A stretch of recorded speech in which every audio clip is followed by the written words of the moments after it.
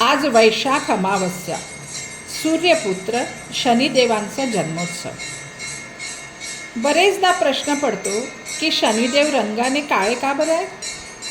त्याचे उत्तर म्हणजे शनिदेव कुठलाही पक्षपात करीत नाहीत आणि सर्वांना समान न्याय देतात.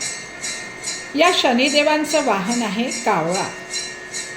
कावळा पक्षी हा सावधगिरीचा आणि खबरदारीचा संदेश देतो. शनिदेव कर्मफळाचे दाता आहेत.